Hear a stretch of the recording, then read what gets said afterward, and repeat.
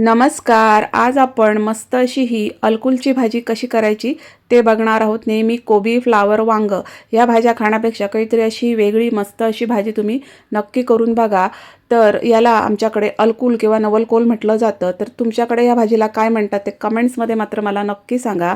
तर पुण्यामध्ये सर्रास भाजीवाल्यांकडे ही भाजी मिळत नाही, पण मला ही ऑनलाईन मिळाली. तर म्हटलं चला आता याचा मस्त असा भाजीचा व्हिडिओ तुमच्याबरोबर शेअर करूया. खूप सुंदर अशी ही भाजी तयार होते.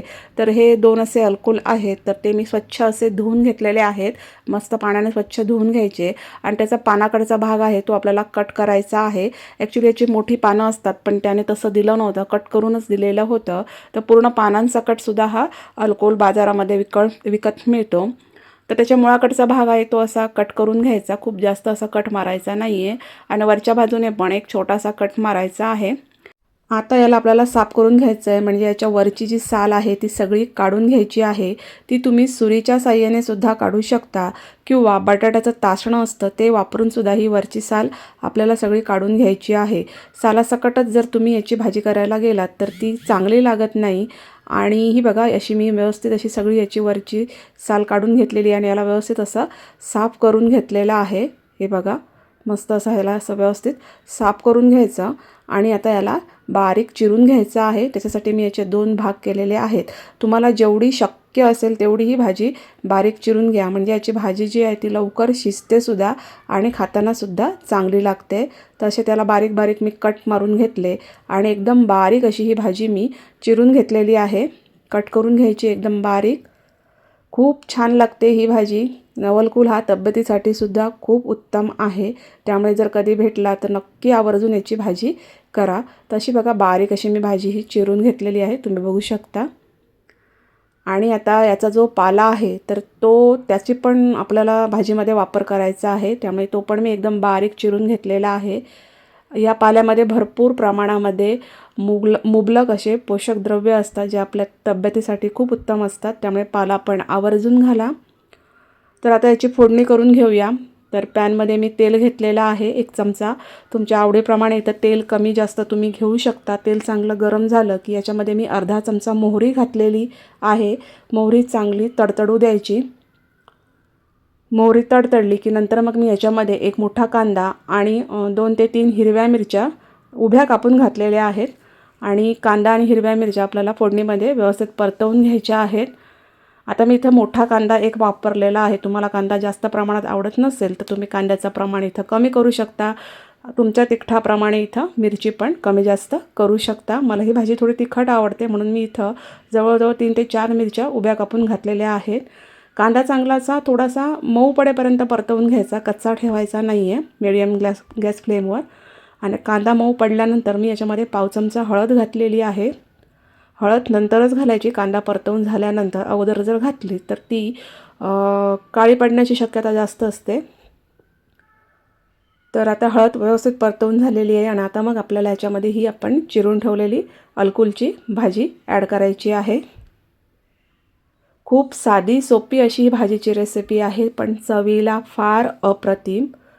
नंतर याच्यामध्ये मी हे पाव चमचा मीठ घातलेलं आहे. आपल्या चवीप्रमाणे इथं मीठ ॲड करायचं आहे. मीठ अगोदरच ॲड करायचं आहे, कारण कुठलंही पाणी वगैरे घालून आपण ही भाजी शिजवणार नाही आहोत.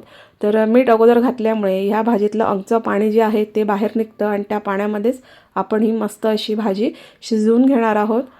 आता याच्यावरती मी असं ही बघा अशी ताटली ठेवलेली आहे, थोडीशी खोलगटच.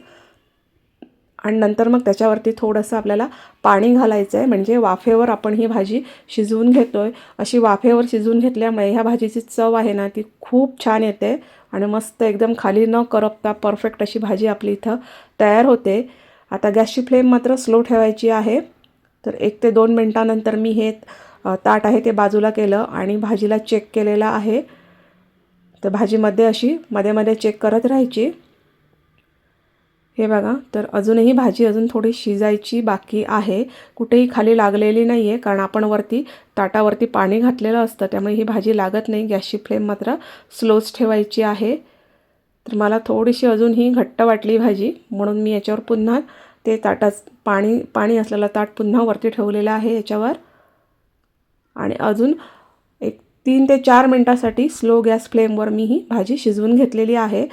जास्त वेळ लागत नाही ही भाजी शिजवायला. एक 5 ते 7 मिनिटामध्ये स्लो गॅस फ्लेमवर ही भाजी शिजून येते. तर आता मी हे पाणी असलेलं ताट आहे ते बाजूला केलेलं आहे आणि आता पुन्हा मी हे चेक केलेलं आहे की भाजी प्रॉपर शिजली आहे की नाही.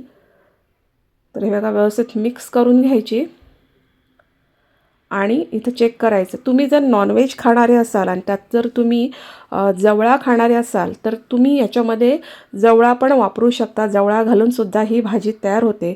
आता इथं मी मिरची घालून भाजी केलेली आहे. तुम्हाला हवं असेल तर मसाला घालूनसुद्धा ही भाजी तयार होते. तुमचा कोणताही घरगुती मसाला असेल तो तुम्ही इथं ॲड करू शकता तुमच्या आवडीप्रमाणे. तर हे बघा भाजी मी व्यवस्थित चेक केलेली आहे. तर मला अजूनही थोडीशी हे वाटली म्हणून पुन्हा मी त्याच्यावर पाण्याचं ताट ठेवलेलं आहे आणि आता मात्र माझी भाजी व्यवस्थित परफेक्ट अशी शिजून आलेली आहे. आता मी याच्यामध्ये अगदी शेवटी थोडंसं ओलं खोबरं घातलेलं आहे. ओलं खोबरं घातल्यामुळे या भाजीची चव आहे ती खूप छान लागते. ओलं खोबरं घातल्यानंतर मी हे व्यवस्थित मिक्स करून घेतलेलं आहे. गॅसची फ्लेम मात्र स्लोच ठेवायची आहे.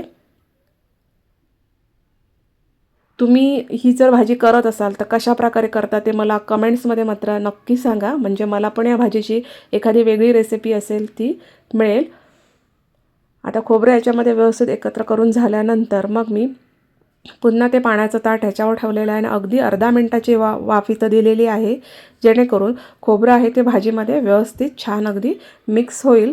तर खोबरं ॲड केल्यानंतर लगेच गॅस बंद करू नका. अशा अर्धा मिनटाची पुन्हा एकदा वाफ द्या म्हणजे भाजीमध्ये खोबरं छान मिक्स होतं आणि आपली मस्त चवदार अशी भाजी इथं तयार होते. तर पुन्हा मी हे छान अगदी एकत्र करून घेतलेलं आहे आणि आता मी गॅसची फ्लेम बंद केलेली आहे आणि मस्त अशी ही आपली नवलकुलची किंवा अलकुलची भाजी इथं तयार झालेली आहे. साधी सोपी आहे. टिफिनसाठी सुद्धा तुम्ही ही भाजी करू शकता. रोजच्या जेवणासाठी करू शकता. तर रोज रोज तेच भाजीचे प्रकार खाण्यापेक्षा थोडे असे वेगळे भाजीचे प्रकार पण नक्की ट्राय करा. खूप छान लागते ही भाजी. एकदम छान आणि परफेक्ट आणि मस्त अशी भाजी तयार झालेली आहे. आपण वाफेवर शिजवलेली आहे त्याच्यामुळे याची चव जी आहे ना ती खरंच खूप छान येते. हे बघू शकता किती छान अशी नवलकुलची भाजी झालेली आहे. तर तुम्हाला हा व्हिडिओ कसा वाटला ते कमेंट्समध्ये मला नक्की सांगा. जर हा व्हिडिओ आवडला असेल तर त्याला लाईक करा, शेअर करा, माझ्या चॅनलला सबस्क्राईब करा. धन्यवाद.